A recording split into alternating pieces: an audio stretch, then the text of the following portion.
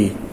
Kemudian kita akan membahas lebih lanjut tentang pembuluh darah besar di jantung ya. Pembuluh darah besar di jantung ini bisa kita lihat ada 5 ya. Yang pertama adalah vena cava superior ya, dan vena cava inferior. Nah, sebelumnya perbedaan antara arteri dan vena itu apa sih? Nah, arteri bisa kita lihat di sini ya. Arteri itu lebih kaku ya. Kenapa kok kaku? Beda sama vena. Nanti bisa terlihat lebih jelas lagi di kadaver ya. Vena ini mengandung lebih sedikit tunika muskularis daripada arteri ya. Arteri ini tunika muskularisnya tebal. Supaya apa? Supaya elastis. Nah, nanti dijelaskan lebih lanjut di histologi.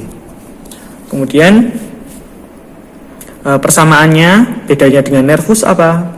Dia ada lumennya ya. Nanti bisa diraba-raba sendiri ya di kadaver bagaimana perbedaan antara arteri, vena, dan nervus. Harus diraba, soalnya biar bisa membedakan sewaktu identifikasi nanti. Kemudian sini vena cava superior itu menerima darah dari bagian atas tubuh ya, dari lengan dan kepala. Nah, dia akan bermuara ke atrium dextra. Sama vena cava inferior itu bermuara ke atrium dextra juga. Hanya saja dia menerima darah dari kaki dan tubuh bagian bawah. Kemudian di atrium dextra. Nah, darah yang di vena ini miskin oksigen ya.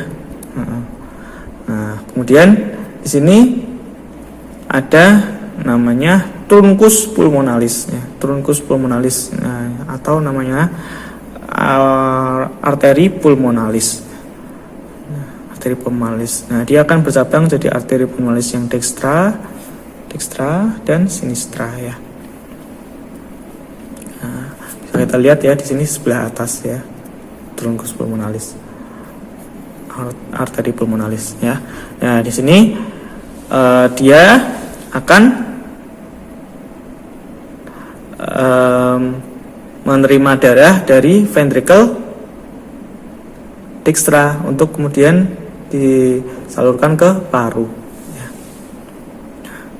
Di sini dia memiliki klinis ya, apabila dia mengalami kekakuan, maka namanya stenosis pulmonal, maka akan terjadi tekanan darahnya tinggi di sini, namanya hipertensi pulmonal. Nah, itu terjadi biasanya akibat karena penyakit jantung bawaan atau karena ada penyakit paru. Nah, namanya cor pulmonale, cor dan pulmonal, berarti dia adalah penyakit paru yang bermanifestasi pada jantung ya. Penyakitnya di paru tapi jadi jantung, di jantung sakitnya juga. Kemudian di sini ada vena pulmonalis. Vena pulmonalis di sebelah sini ya. Vena pulmonalis dextra dan sinistra berasal dari paru ya. Berasal dari paru, kemudian masuk ke vena pulmonalis membawa darah yang kaya oksigen karena sudah difusi di paru.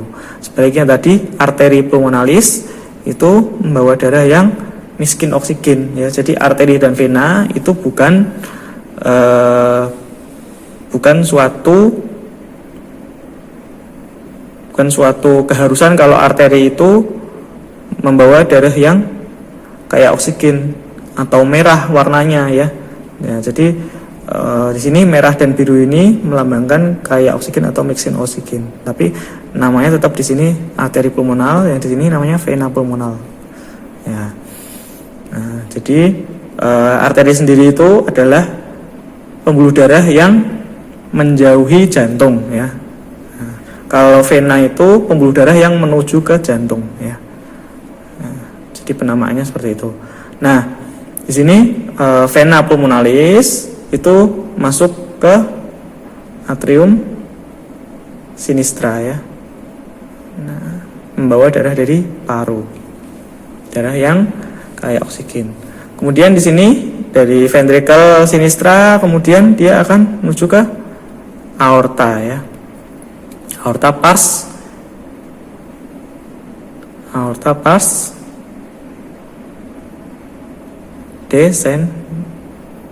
ascendens. Aorta pars ascendens ya. Aorta pars ascendens. Nah, kemudian akan diedarkan ke seluruh tubuh. Nah, aorta sendiri ini dia memiliki cabang ya. Ada namanya di sini aorta pars ascendens. Nah, nanti akan melengkung namanya arcus aorta ya. Kemudian yang ke belakang sini namanya aorta pars descendens ya. Nanti kita pelajari lebih lanjut di vaskularisasi. Nah, kemudian di sini terdapat cabang dari arteri koronaria dextra dan sinistra. Nah, bisa kita lihat ya di sini. Nah, ini adalah cabang dari arteri koronaria yang dextra ya.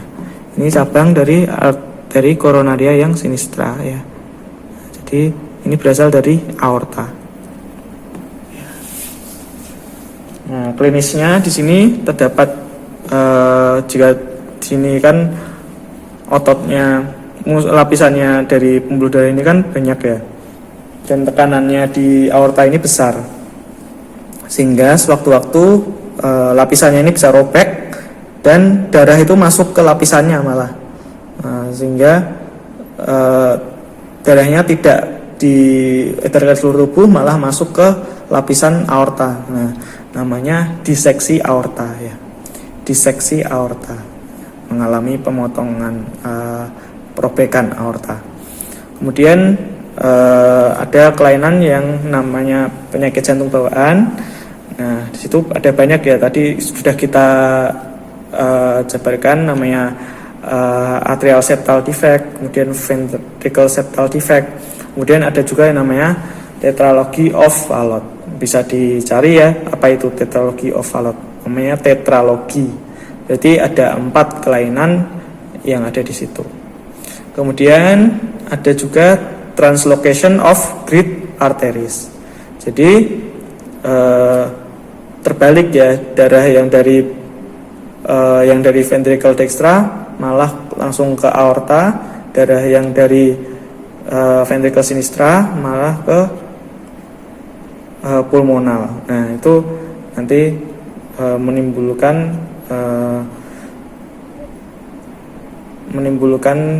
penyakit yang menyebabkan cyanosis ya. Kemudian ada namanya patent ductus arteriosus ya. Patent ductus arteriosus itu silahkan nanti baca sendiri. Itu kelainan bawaan akibat masih adanya ductus arteriosus yang menghubungkan antara truncus pulmonalis dan aorta ya. Nanti silahkan dicari gambarnya di internet.